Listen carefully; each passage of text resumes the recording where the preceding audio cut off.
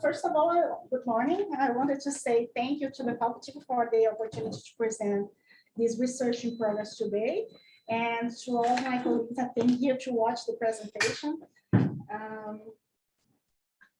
This is the research proposal that I submitted to Stanford to come here to the Lehman Center, and I started 1 month ago, and it's a work in progress. I appreciate your feedbacks. And the title is Challenges and Potentials to implement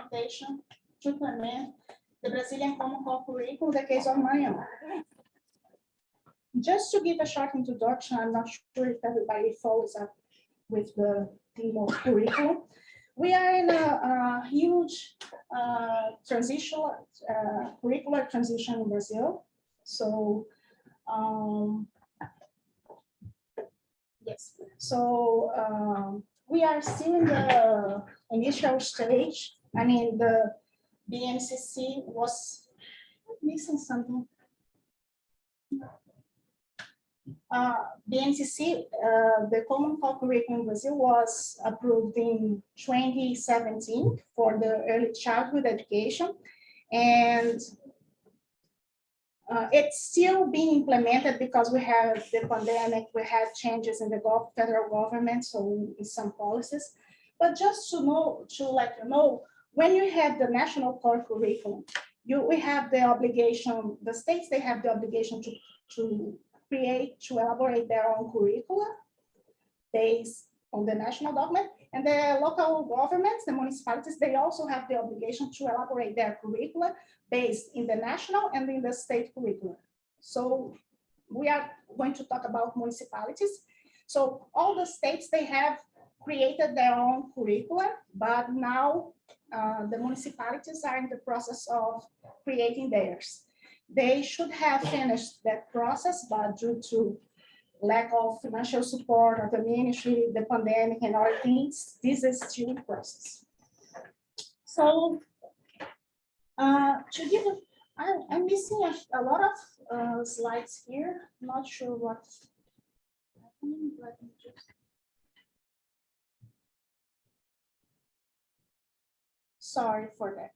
Just to give you a context, we are going to talk about the Guarás region. This region is consists of 9 municipalities located in the western coast of Maranhão. It's a very rich environment. It's a very poor community, but they have an economy based on artisanal fishing, family farming. They have potential for agriculture, professional fishing, and it's a rich area of quilombolas, people from Black communities and indigenous population.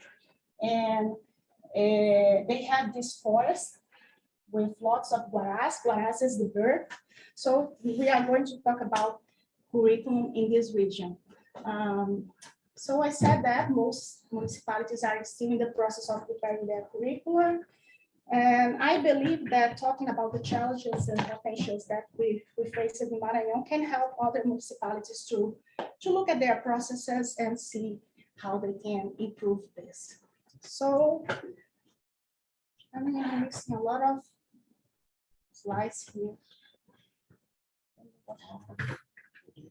Oh, sorry. It's I think. yeah, I think. Okay, now it's ready. I was not following. I'm not going to begin again, but I will. So yes. So I want to talk why I decided to develop this research. So in 2018, I coordinated a process of curriculum design in the state of Maranhão. We did a lot of public hearings. We went to all of the state to hear people about how to build this document. And by the end, we elaborated the curriculum document of the Maranhense territory. And this was before the pandemic, of course. And in 2020, I did the same process with these 9 municipalities in Aldeia dos Guarás. And we produced the curricular document. of the Guaraz region. So the research that I propose is related to these two experiences that I had in Maranhão. I already explained what is the Guaraz region. And I wanted to share with you that in Brazil, we have something that we call ADE, Educational Development Arrangement. It's a kind of forum of municipalities. They come together to share experiences and to develop projects. And we have 14 in Brazil. One is Maranhão, and it is this one about that we are going to talk about. My research group, the main research question I'm addressing is, what are the challenges and the potentials for the implementation of the NCC for early childhood education? Sorry, Jana, but those ADEs, are they government agencies? Are they funded by foundations? Or are they informal arrangements among municipios? Or where do they come from? They are informal arrangements. They are permitted by our legislation. So in the main law of education, LDB, we have something mentioning ADEs, but they are a group of local governments that come together. It's an ONG, basically, a non-governmental organization. And they don't share resources, financial resources necessarily, because this would be more difficult. It would need a forum or a consortium of municipalities to do this. We were talking about this. But they do things together. For instance, this project, it's a good question because it allows me to explain something important. This project was funded in Brazil by Itaú Social, Fundação Itaú Social. They asked our group at Fundação Getúlio Vargas to develop this experience with them. Usually, local governments, they design their curricula by themselves. Mm-hmm. And they said, but we have this EDE, this arrangement, and we want them to have a regional curriculum because they have many similarities. They have population, economic, a lot of similarities. And we said, okay, we can create a methodology to work together. So what we did, we selected professionals from all of the 9 municipalities, from all the levels of education, because this process involved early childhood education, primary education, but my research focused on the first one, early childhood education. We can talk more later. I mean, why are there only 14? This sounds like such a good idea. Yes, it's very interesting. You know, clearly somebody had to instigate putting these things together. It's something very new because to share resources, it would be a bit more complicated, but in my view, it's a great experience. They don't pay to participate of this group, and they can share projects and. Okay. We'll talk. Yeah, it would be wonderful to have more because I had a great experience with them. So more specific research questions are talking about the process. What are the strengths and the weaknesses to be highlighted considering the elaboration of the document, the curricular document? So we had this process, and I wanted to know what were the most important points in your view and the weaknesses. And talking about the content, I wanted to know if the document, the local document, the regional document, it advanced in relation to the national and to the state document, and in which regard. And I also asked them about the potentials coming from the implementation of this document. They are having a lot of challenges to implement the document, but if they were able to implement it, what would be the potentials coming from this? So these are my research questions. Methodology. So I'm doing a document analysis of the 2 documents in relation to the national. And I plan to interview 15 professionals involved in this, directly involved. These 15 people, these 15 professionals, they are all that were directly involved in the process of elaboration. Because we have of course, we have, of course, a lot of people, but these were in charge of writing the document, of coordinating the document. And so far I have interviewed four of them. And I want to say that the research project was approved by FGV, Committee for Ethical Compliance and Research Involving Human Beings. So these are the two documents, the state document and the local document, the regional document. These are the interviews that I plan to do with policymakers of the two groups, editors, those who wrote the document, and specialists, those we hired, Fundação Getúlio Vargas hired to help the writers in the process. So these four I've done so far. And I want to share the beginning of my document analysis and the beginning of my interview analysis.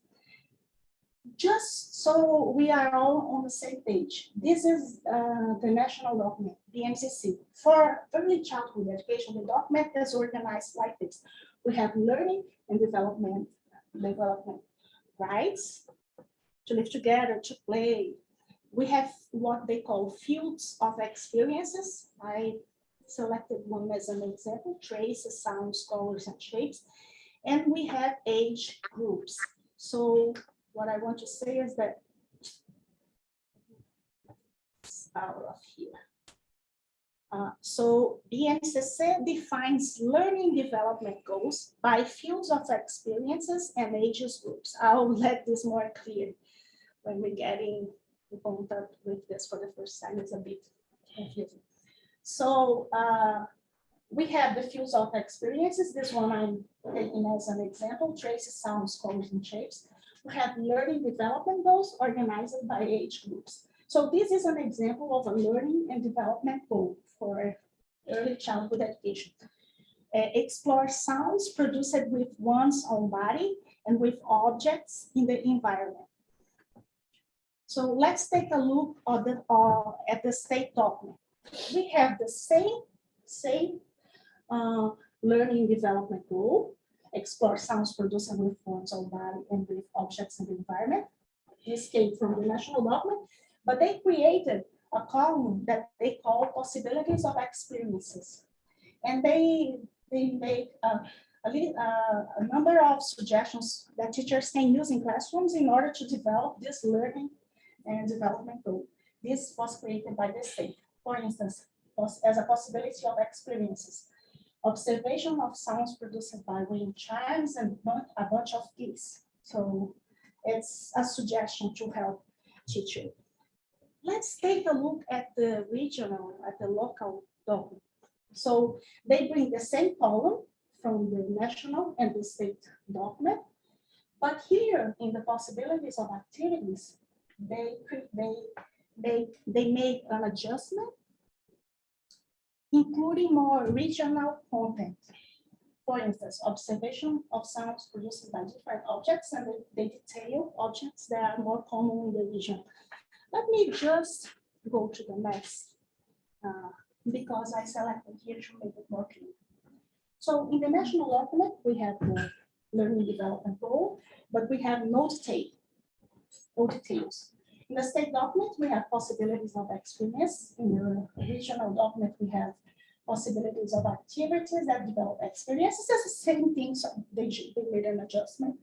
But here, it was more concise. And here, they included a lot of objects that are more common in their region. This is just an example to let them know. I was very familiar with the document of primary education, and there they included a lot of regional authors. There is one that is very famous, Maria Firmino, but very famous, is very good, but not very famous in Brazil. So we need to value this, and a lot of things about local and the environment, things that were more related to this area, this Quilombola area. And then I was not familiar with the document from early childhood education. So for me, it was good to know more about this. And here I selected, but I'm not going through all of this, some examples of more detailed information that they included. Participation in collective and cultural manifestation of urban boy, quadrilla, it's a kind of dance. So this kind of things they included in the local document. I'm not going through all of this, I just left here to explore if we need. So this is the first look at the documents. And then I took a first look at the 4 interviews. So what they say, what are the main challenges according to them? So according to the interviews, there is a lack of prioritization of this theme, curriculum, among other themes of the Education Secretariat. For instance, they talk about building schools, providing school transport, but these things more related to the pedagogy aspect of education, teacher training, curriculum, they are in the second point, according to the interviews. Challenges for implementing the collaboration regime. Collaboration regime is something that is set in our constitution. When we talk about collaboration regime, we are talking about federal, state, collaboration between federal, states, and local governments. But we never talk a lot about collaboration between or among local governments, as we said with ED. And so lack of support of the secretariats to the work of teachers in terms of making materials available, creating conditions for planning, exchange of experiences. Like this one was mentioned by 3 of them, lack of knowledge about the content of the NCC and even of other documents that were referenced in this field, for instance, the national guidelines for early childhood education, and lack of teacher training programs and lack of funding for such programs to be carried out. This is what they say. Yeah, can I make a quick question? What is, you mentioned the curriculum in the state and in the municipalities, but we're talking about early childhood, right? So do you know the distribution of schools, or from how many schools is the state responsible in early childhood, and how many in the municipalities? Just understanding the priority of the state for that and the municipalities for that. Yes. Basically, all of the schools or most of the schools of early childhood education are with the local government. The state it has this responsibility of creating its document, but it's basically for the municipal They government. don't have schools in their responsibility. No. Not really. For early childhood education, the schools are with the local governments, but the state has this obligation to create its document. So other problems that they mention, weakness in the contracts of educational professionals. The one that I think it's most interesting and most not interesting, but the most important is this one: lack of continuity in the educational policies, especially due to changes in management and in the staff, the technical professionals that work at the secretariats. Because what they said, and many of them, 2 of them, but they emphasize this a lot. When the secretary changes, all of those who work at the secretariat change as well. So the new one, in general, they think they are opposite. They don't think about giving continuation to the project or looking at the project and seeing its value, if it needs to be changed, but they just reject what is done and try to start everything again or to work on other things. This is very serious, and we know that this is something that happens a lot in Brazil. So I think this, and I remember a paper you wrote with Sophia and Eloisa that talks about the success of Ceará in terms of educational achievement, and one of the reasons that explains that is because they had continuity in educational policies during the last almost 20 years. the political group in charge of the secretariat, the state secretariat changes, but they continue the educational system of evaluation. They continue many policies. And this is something that really, I put here some examples of what they say.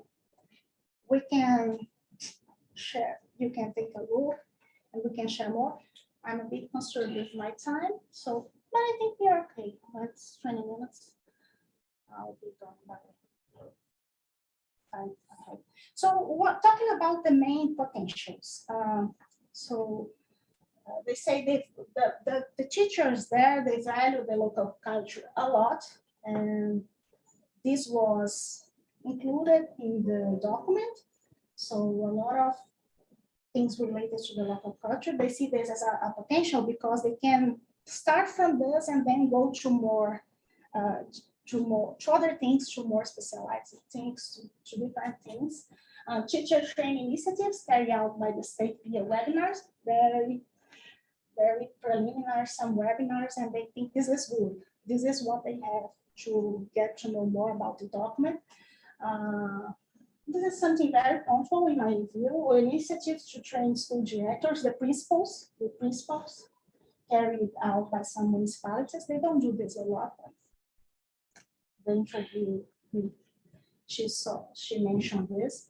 And one of the main potentials, according to one of them, is the collaborative work between municipalities. As for instance, what they did at ED of Guaras. Shannon, what is among brackets like MEI, MRI? Oh, I'm sorry, this is a code for my interviews. Oh, okay, okay. Yeah, I interviewed 4 professionals so far, and I gave them a code that's like in Portuguese, and municipalities, specialists. Okay, okay. I was just wondering, it's like state municipal, what is that? Mhm. So yeah, talking about the weak points in the document preparation of the local government, they said one negative point was due to the pandemic because they didn't have like a presidential meeting. We did this all using Zoom, and at times they had connection problem. You can imagine, we were talking about the countryside of Maranhão. So they needed to talk to colleagues or to us later to get up with what was happening. The appointment of municipal representatives to prepare the appointment of municipal representatives or of the professionals did not necessarily take into account only technical criteria. So they said, oh, go work with Fundação Getúlio Vargas, go work with this team because you are my colleague or you are here with me. And we know that in the local governments, there is a huge lack of staff that is prepared, professionals that are prepared to develop the work that needs to be developed. So difficulties in engaging teacher in the production of the document due to their many professional demands. They were in classrooms or they were doing other things, and they needed to be also participating of this project. I have a view on this, but I'm bringing the view of the interviewers. Talking about the strong points, the methodology used to, 3 of them said the methodology used to organize the production of the document, which involved representation of teachers from all municipalities. I mentioned that when we were beginning. And the thing we did was we put them to discuss with the professionals that were in charge of elaborating the document for primary education as well. So they heard their presentations, and they had the opportunity to have feedback from them, to discuss, to dialogue, to present what they were writing, and to receive feedback. This was something that we tried to do to create groups, opportunities, group work opportunities. And one thing that was a strong point, according to 2 of them, was a teacher engagement with in writing with documents. So this one, I think it's interesting, and I put that quote here because when we started the process in Maranhão, in the state, we noticed that teachers, they had a lot of difficulties, challenges to write the documents because they were not used to do this activity, to write the documents, the curriculum. But then they started to work on this, to participate of public hearings. And then when we went to the local process, there was a culture of participating of this kind of activities. Because before we had the national guidelines that were, we used to hire a group, or it was done by something external, and now they are doing by themselves. So this is a strong point according to two of them. And I think there was a growth in the process for teachers in Maranhão. And talking about advances in the document content, in the regional document in relation to the state. So they said in the early childhood document, they gave a greater focus on babies. That was not usual in Brazil. Talk about children, but not about babies. And they are in schools right now, in preschools. So we have to talk about this. And they said they did this.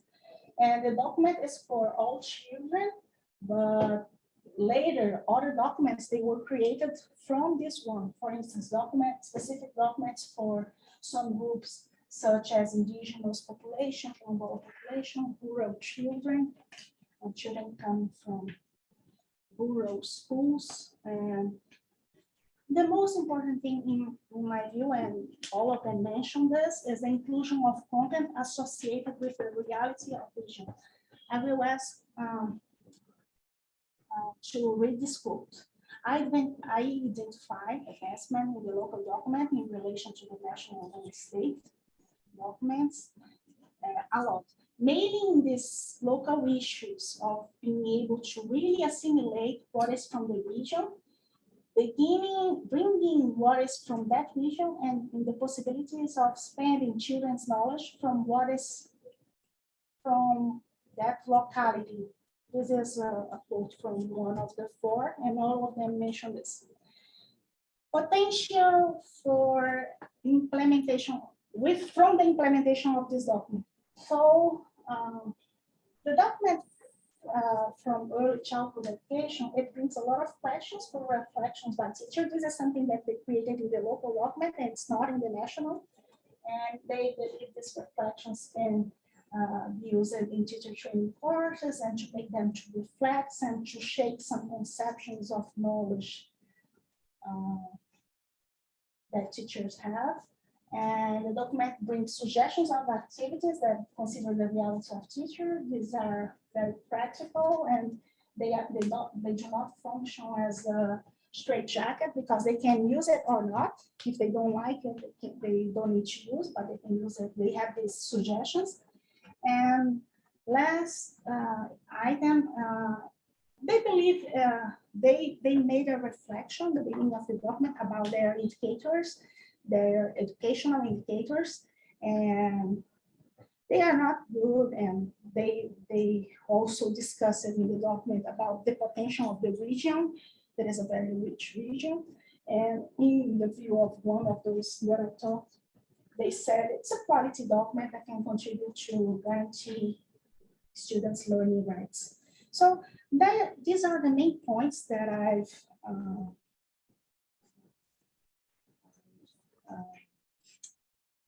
find so far. And what I wanted to say is that last meeting, Eulina asked for our colleague, what were the implications of the study for policies? And I believe this is something very important, and we always need to think about this. So in my view, it is clear the relevance of investment in training, teacher training, so they can get to know more about the document, but also training of the managers, because they need to understand the relevance of talking about curriculum. This is what happens in classrooms. I mean, you can have a great building, you can provide transportation for students to be there, but if you don't have a good teacher and great material to work, a goal to work on, things are not going to change in my view. So I believe we have to train managers and teachers. It helps to personalize education management and to improve the knowledge about the NCC, the National Common Core Curriculum. And it's important to advance in policies that encourage the collaboration regime that we were talking about, not only between the federal government, states, and municipalities, but also among municipalities. Just to finish, we are having in Brazil a discussion right now about the national system of education. So according to our constitutions, we know what is the responsibility of the federal government. We know what is the responsibility of states and the responsibility of local governments. But we don't have formal instruments to make them collaborate. So we don't have, for instance, a forum that put all of them together in a table to discuss things and to deliberate about things that need to be done by the federal government. According to the Constitution, the federal government has to support states and local government, but they do this the way they want. If the government is more, I'm not sure if I go into that, but just to let you know, it depends a lot about the kind of government we have. So I believe it's very important to advance in this discussion as well.